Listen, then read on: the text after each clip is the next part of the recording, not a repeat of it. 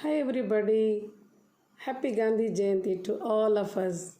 I am Mubina Khan. Our third national festival is Gandhi Jayanti is celebrated on 2nd October every year. Mahatma Gandhi, the father of nation, he was born on 2nd October 1869. He fought for the freedom of our nation. Truth and non-violence were his tool to fight against British. His way of fighting was satyagraha. He taught us to be honest and truthful. And dear friends, I am waiting for your comments, like, shares, and subscribe. Fast.